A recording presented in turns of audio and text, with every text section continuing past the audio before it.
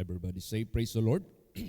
Let us open our Bible on Proverbs chapter 4, verses 11 till 15. Praise the Lord. I have taught thee in the way of wisdom. I have led thee in right paths. When thou goest, thy steps shall not be straitened, and when thou runnest, thou shalt not stumble. Take fast hold of instruction, let her not go. Keep her, for she is thy life. Enter not into the path of the wicked, and go not in the way of evil men. Avoid it, pass not by it, turn from it, and pass away. Yes. Kung meron mang nakakaalam higit sa lahat what is the so-called environment ang sanglibotang ito, God ang nakakaalam. It is God. He knows. Kaya tingnan mo yung nangyari sa langit. Nagkaroon ng rebellion. Anong ginawa kaagad ng Diyos? He cleansed the environment. All who did rebelled against Him were cast down and are reserved for eternal damnation. Alam ng Diyos anong klaseng environment ang mundo ngayon. Since pa, nung nilaglag niya ang mga masamang espiritu na nagrebelde against Him. Kaya tayo na mga anak niya, mga tao, na kung saan binigyan niya tayo ng pagkakataon lumaban sa kaaway. Binigyan niya tayo ng pagkakataon na dumaig sa kaaway. Magtagumpay laban sa kanyang kaaway na kanyang ibinagsak dito sa lupa. Kaya ganyan na lang yung kanyang sinabi dito, I have taught thee in the way of wisdom. Naalala niyo yung teach us to number our days that we may apply our hearts unto wisdom. Itong short span of life natin sa sanglibotang ito, isa itong matatawag nating we are like in the battlefield. We are like in the atmosphere of so much gross darkness, napakadilim.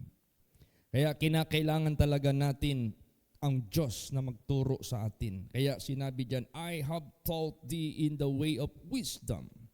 I have led thee in the right paths.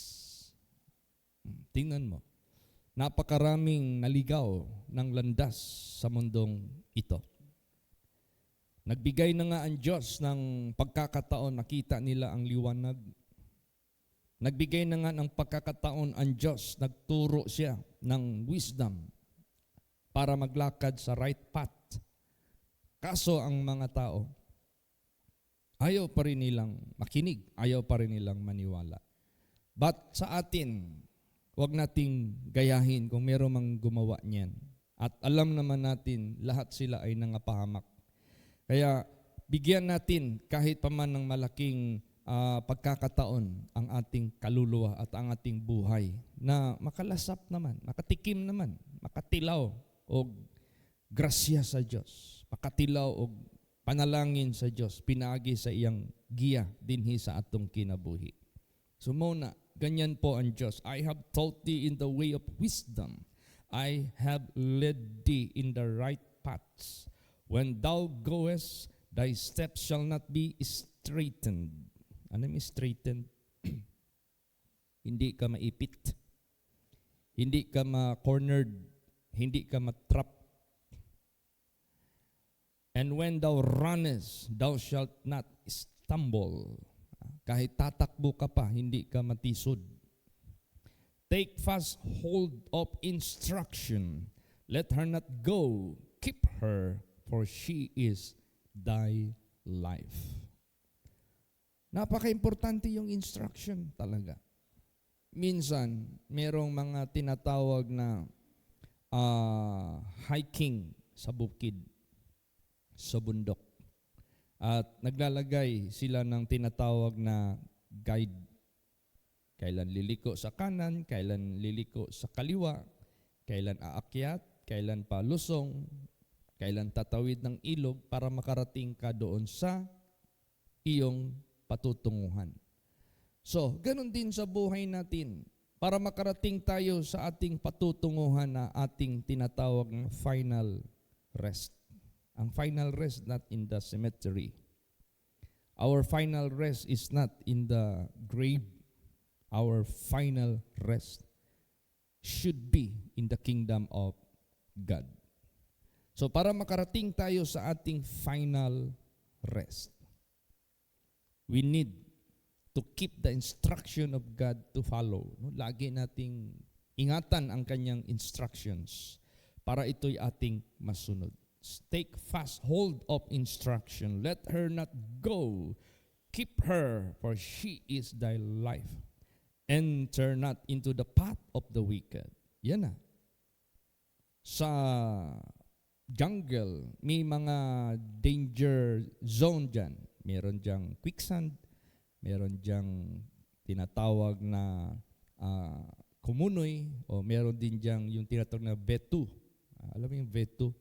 Isang hukay yan sa bundok na pag nahulog ka dyan, di ka na di ka na makalabas. Baka doon ka na pulutin sa dagat.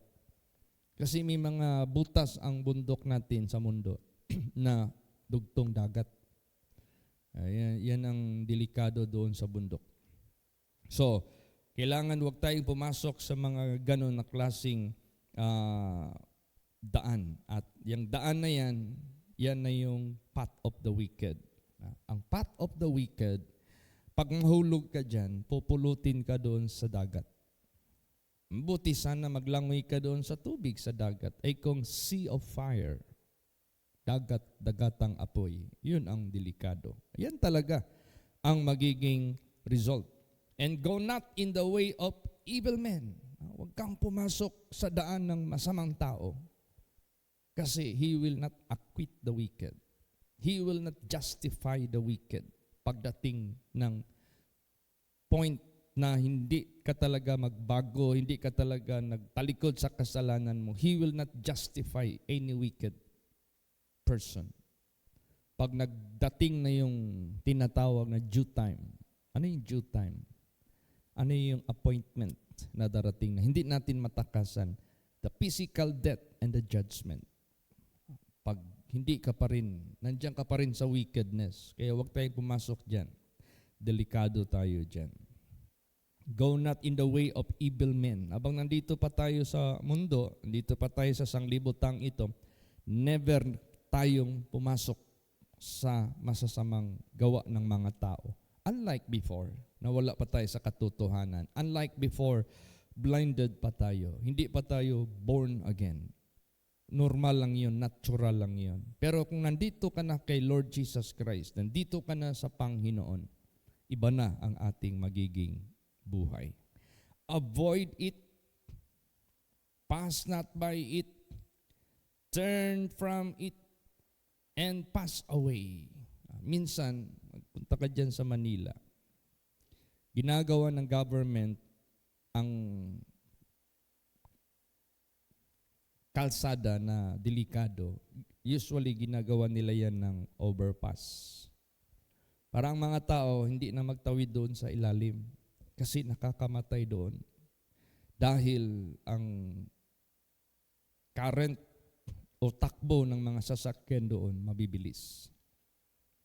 That is not ideal for anyone to cross that road. Aside na wide siya, mabibilis ang takbo, nakakamatay.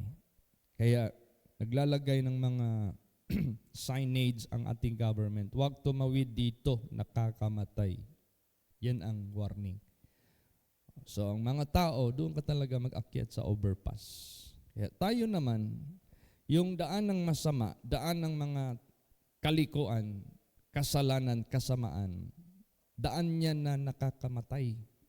Nakakamatay sa ating kaluluwa. Mabuti sana nakakamatay ng kaluluwa sa ilang saglit lang, sa ilang sandali lang. Hindi. Everlasting death. Kaya yan ang pinaka-dangerous na daan na dapat nating i-avoid. avoid it. Pag sinabing avoid, huwag mong subukan. Pag sinabing avoid, huwag mong i-attempt. Minsan may makita tayong mga high voltage areas na ini-establish ng mga power corporation. Kasi naglalagay sila ng mga tawag yan. Para bagang, merong sa area na yan, may malaking company, o kaya kung city, naglalagay talaga sila ng substation. Naglalagay sila ng mga malalaking wattage ng transformer. Kasi pag galing yung main line, galing sa Maria Cristina Falls, mataas ang voltahe niyan. Kasi yung Maria Cristina Falls, ilang kilowatts ang kanyang ipoproduce. At ano nila yan sa cable. Hindi mo yan pwedeng gamitin direct sa bahay mo. High voltage yan. That is over 100,000 voltage. Samantalang ginagamit natin sa bahay, nasa 220 volts lang. So naglalagay yan sila ng mga substation para doon magdaan muna ang kuryente bago i-distribute.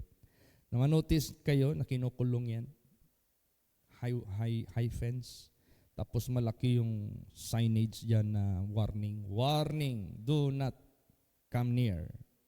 Do not touch this vicinity. Huwag kayo magpalapit dito. This is high voltage. This is 69,000 volts. Dangerous ito. Kita mo yung mga towers dyan ng dinadaanan ng kuryente na matataas masyado. Punta ka dyan sa DECA.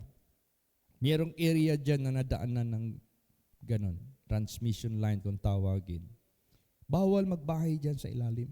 Bawal magtayo dyan ng bahay. Napakalaki ng width ng lupa na dinaanan yan at napakahaba. Pero nag-sacrifice ang mga subdivisions or developers na hindi ibenta. Kasi bawal nga, delikado. Kaya ganun din sa buhay natin, delikado ang mga daan ng mga masasamang tao, delikado ang mga daan ng mga kalikuan. Do not pass by it. Huwag kang dadaan dyan. Avoid. Praise the Lord. Alright. Pasalamat tayo sa ating Panginoong Diyos na lagi niya tayong tinuturuan. Katulad nito sa umagang ito. Lagi tayong tinuturuan ng Diyos. Ginaguide ng ating Panginoong Diyos. Basahin natin ang Proverbs 4 verse 4. Praise the Lord. He taught me also and said unto me, let thine heart retain my words, keep my commandments, and live. See? Tinuruan mo ako at sinabi mo sa akin ang iyong puso. Manatili ang aking salita sa iyong puso. Ingatan mo ang aking kautusan at mabubuhay ka. Alam mo ang Diyos, pag sinabing mabubuhay ka, He is not just referring the life temporal, but much more, He is referring the life which is after here. Yung buhay na matapos dito. Pag sinabing life after here, that is eternal life. Pag sinabing death, which is the second death after the physical death, pag meron ka pang kamatayan na dadanasin, that is already eternal death. Pag magsasalita ang Diyos, you shall live. He is referring not only the physical life, but also the everlasting life. He taught me also and said unto me, let thine heart retain my words, keep my commandments, and live. Bakit? Bakit kailangan natin i-retain ang ating puso? O sa ating puso ang kanyang commandments, ang kanyang words. Bakit? Kasi anumang panahon sa buhay natin, yung inawit natin kanina, yung He leadeth me, panahon man ng bagyo, panahon man ng kalmado, panahon man ng ano pa mang season sa sanglibutang ito, kailangan natin na may maggabay sa atin para huwag tayong madulas, huwag tayong mahulog, paano kung panahon ng kasayahan, pagpapala? Kailangan mo rin ang gabay. Kasi, naalala niyo yung Tiyonggo? Na istorya ng Tiyonggo? Na umakyat sa punong kahoy, bumagyo. Dahil sa malakas na bagyo, kumapit siya ng katakot-takot. Hindi siya nahulog. Nung wala na yung bagyo, hangin na lang na huyuhoy kung tawagin, yung nakakaantok. May hangin kasi nakakaantok. Nakatulog siya, nakabitiw, nahulog. Hindi nahulog sa panahon ng bagyo, nahulog sa magandang panahon. Kaya wag nating sabihin na kakapit lang tayo sa Panginoon pag may pagsubok, kakapit lang tayo sa Panginoon sa kahirapan, kakapit lang tayo sa Panginoon sa may sakit tayo. Hindi. Kakapit tayo sa Panginoon sa lahat ng uri ng ating kalagayan. Parang kasal ba? Parang kasal. Meron nakipag-chat sa akin na taga Mati. Kapatiran din natin doon nagsisimba sa Mati congregation. Nag-open siya sa akin sa kanyang burden. Pastor, i-pray ko nga makalabang ko, makatawid ako sa aking hinaharap na pagsubok. Ikaw na yung pagsubok na yan. Gipalayas ko sa akong ugangan. O nung gipalayas pang ka. Kaya gitudloan niya man ang akong anak nga binastos. Ambot unsa nga binastos. Akong gibadlong respectfully.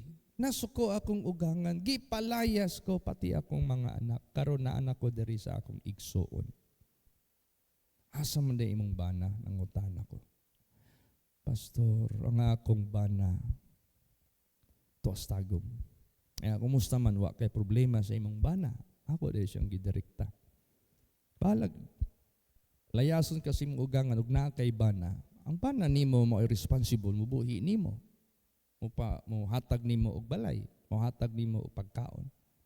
Ay, pastor, ang akong bana, gikan January, hantod karon wa nagi-kontak sa ako. Gi-block ko niya. Gi-block na lang pod nako siya. So wala sila contact. Yung kasado ka niya na dili. Willing siyang magpakasal nimo, dugay na kung giingon magpakasal mi, wa siya plano. Wa gani plano nga magbalay. Tulo na among anak. Mao ba? Bata pa man ka. Ayog kagool. Mga lagad ka kay Jesus kinasing-kasing. Ang Diyos na maghatag nimo og maayong kaugmaon. Praise the Lord. Maraming mga biktima ng ganun eh. Huwag ka mawala ng pag-asa.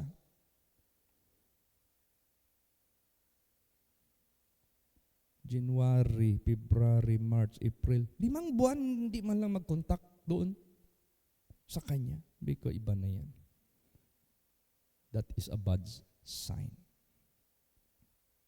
Kaya sa buhay natin, sa kasaganahan man, sa kahirapan man, pareho yan. We are endangered. Kailangan hawak tayo sa Panginoon ng mahigpit. Praise the Lord. Ingko agtukag mati simba ka digto. Tugyan ang tanan sa Diyos. Siya na'y bahala nimo. Bata pa man siya. Nasa 28 pa. Bata pa. Because serve lang ka kay Jesus, si Jesus mo guide sa imong kinabuhi, sa matulid nga dalan. Yan. Kaya ang Word of God, importante yan. Kung may mga karanasan man tayo, mga panahon na lumipas, God can repair the damages. God still can rebuild the destroyed future. Kaya niyang bangunin yan. Ikaw, malagad ka kay Jesus, kinasing-kasing. Duol niya, siya ang mo repair sa imong kaugmaon o sa imong kabataan. Alam mo bakit importante na i-retain natin ang Word of God sa puso natin? Kasi ito lang yung ilaw ng ating paglalakad sa mundong ito. Kahit matulog tayo, ito rin yung gabay ng ating. Kahit matulog tayo, we need guidance. Basahin natin yan. Proverbs 6:22. Praise the Lord. When thou goest, it shall lead thee. When thou sleepest, it shall keep thee. And when thou awakest, it shall talk with thee. Yan. Pag ikaw ay lumalakad saan ka man pupunta, ito yung mag-lead sa iyo, maggabay sa iyo. Kung matulog ka man, ito yung mag-ingat sa iyo. Kung magising ka man, siya yung magsasalita sa iyo, mag-converse siya sa iyo. Alam mo kasi, pag ang Word of God nasa puso natin, saan man tayo lalakad, siya yung maglilid. Matulog man tayo, siya yung mag-ingat. Maggising man tayo, siya yung ating kausap. Sino yun? Di ba ang Diyos? So, if God is with you, who can be against you? If God is with you, He will guide you. He will lead you. He will make you comfort. He will comfort you. He will sustain you. He will guide you. Lahat-lahat na nandyan. Kaya, dinaan lang niya sa salita niya. Kaya, i-retain natin ito. Alam mo, meron akong na prayhan na mamatay na sana siya. Kasi nabangungot. Diyan yan nangyari sa Matina. Taka na lang ako, may taong tumakbo doon sa pintuan ng simbahan natin sa Matina. Lumapit dito sa sanctuary. Nanginginig. Nananayo yung balahibo. Nirebuke ko yung gusto niyang paalisin sa katawan niya. Pag-rebuke ko, kapalayas. Nagkwento siya sa akin. Sabi niya, Kuya, binangungot ako. Sinakal ako ng malaking gorilya. Kaya tumakbo ako dito. Mabuti nakatakbo pa doon. Praise the Lord. Nabuhay siya. Hanggang ngayon, nandyan pa. Kahit pa paano, nakikita ko naman dyan sa live natin, nagpipraise the Lord. But that is not enough. You must change your life in accordance sa kanyang commandments. Praise the Lord. If you are smoking cigarette, stop it. If you are drinking seasonally sa mga makalasing, stop it. All ungodliness, stop it. Yung mensahe nung nakaraang linggo, put off and put on. Ano yung i-put off natin? Yung dati nating mga gawi na hindi pa tayo nakakakilala sa Diyos, mga bisyo. Nakakasira sa bulsa, nakakasira pa sa katawan, nakakapahamak pa ng kaluluwa. Put off. Parang damit yan, hukasa ba? Magbihis ka, tanggalin mo yan. And put on. Put on Christ. Put on the new man. Praise the Lord. Yan ang by the word of God. Kaya, mag-ingat tayo. Grabe. Meron din akong naserbisyuhan ng patay. Tinanong ko, anong ikinamatay nito? Alam mo, pastor, itong taong ito, habang natutulog, sinasakal ng demonyo. Nasaksihan pa ng pamilya, nakabangon pa siya, nakipagpunyagi pa siya, pero namatay pa rin siya. Imagine that. He was able to stand from his bed and he wrestled against evil spirit na nagsakal sa kanya, and yet he died. Natalo siya. Kaya tama lang yung sinabi dito, yung word of God, ilagay mo sa puso mo, saan ka man magpupunta, yan ang mag-guide sa'yo. Matutulog ka man, siya yung mag-ingat sa'yo. Praise the Lord.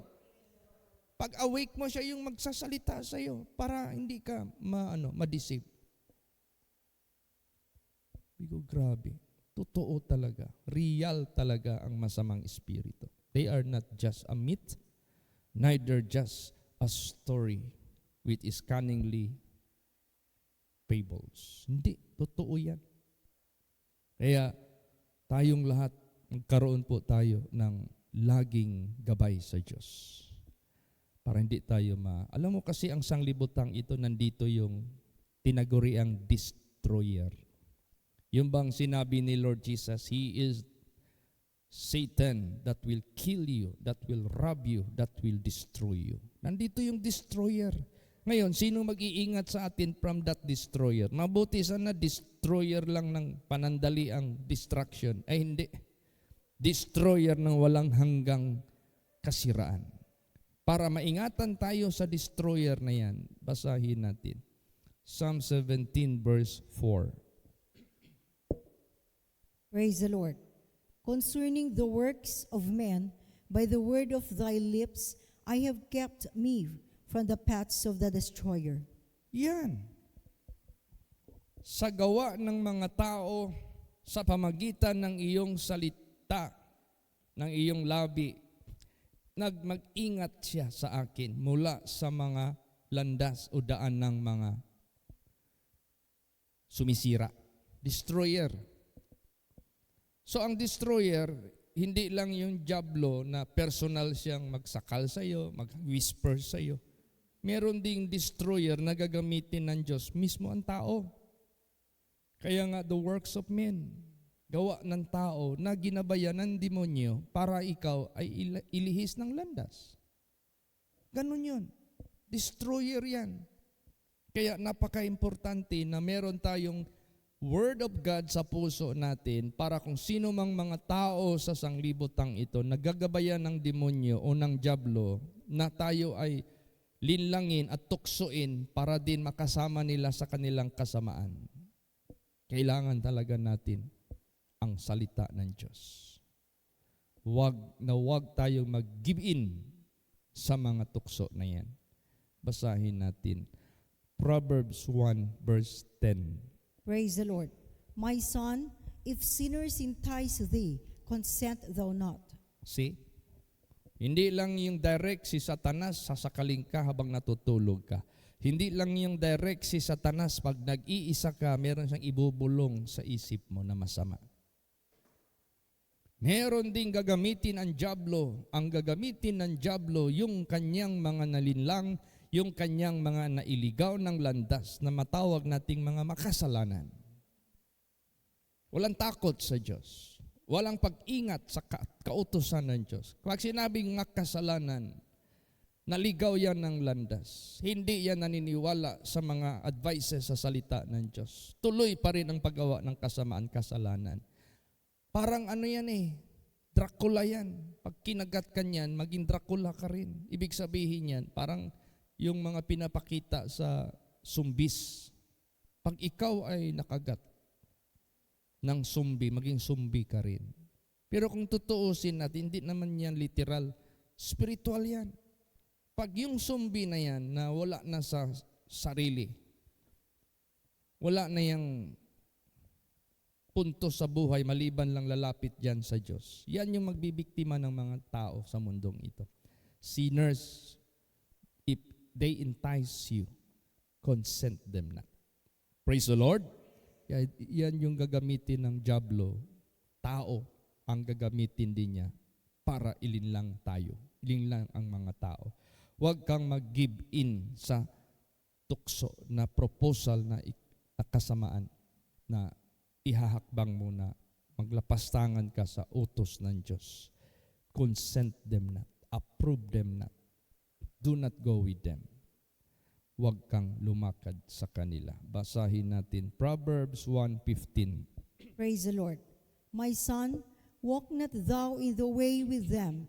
Refrain thy foot from their path. Yes.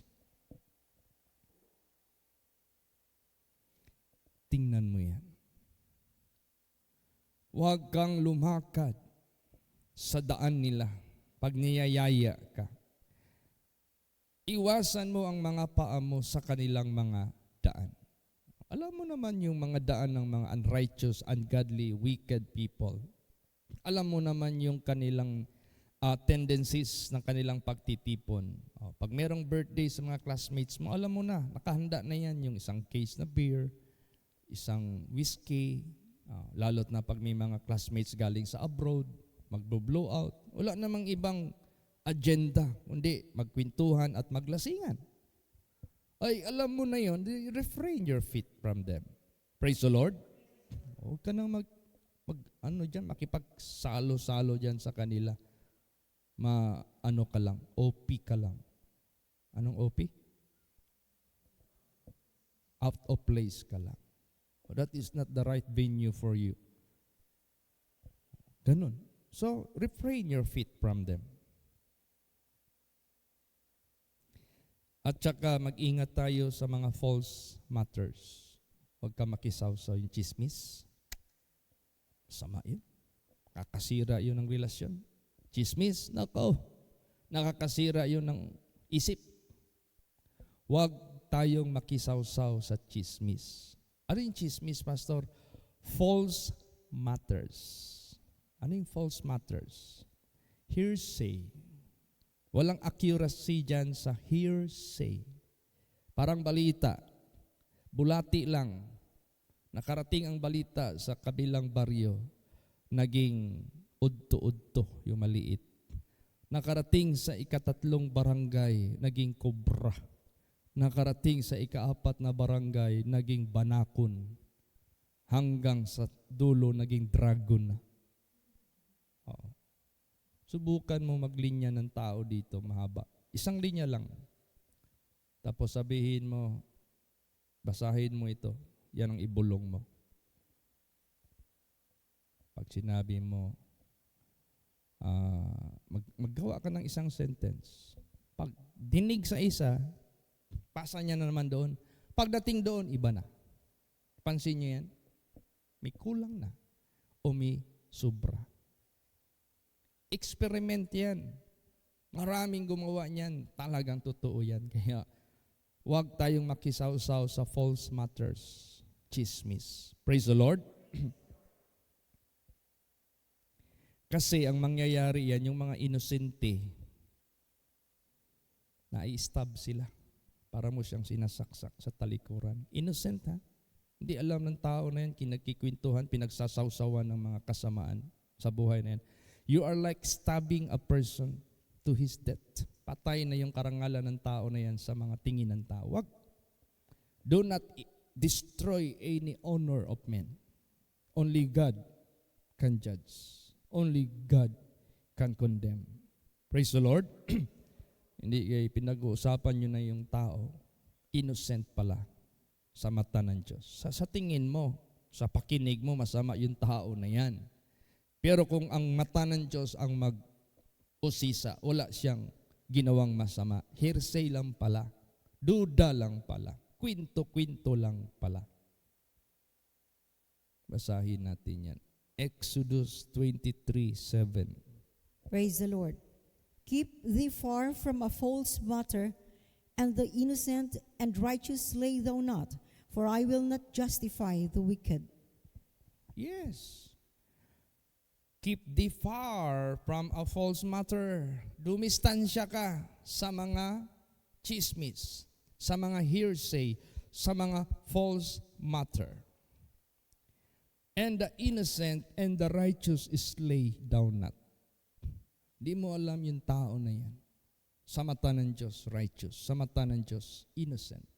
Huwag mo siyang patayin. Sirain ang karangalan. Sirain ang honor. Sirain ang imahin. Huwag na huwag mong gawin yan. For I will not justify the wicked. Ibig sabihin yan, kahit hindi mo ikwento yung ginawa niya kung gumawa siya ng masama, kahit hindi mo yan i-chismis, hindi mo yan pag-sumsuman sa mga usap-usapan, hindi pa rin yan patawarin ng Diyos pag may ginawa yang masama. Praise the Lord. He cannot be acquitted. So, that is not our business. But, mas maganda na lang siguro, pray one another. Mas maganda na lang talaga, love one another. Mas maganda na lang talaga. Alam mo na naginip dito sa Davao, yung kasagsagan ng pagsubok. Hinahabol ako ng baka. Nung hinahabol ako ng baka, susungayin ako. Paano hindi ako susungayin? Pula yung damit ko. Ang baka kasi pag pula, galit yan. Parang ano yan sila bloodthirsty. Parang uhaw sa dugo. Ngayon, ang nakita sa panaginip, hinubad ko yung pula. Hindi na ako hinabol.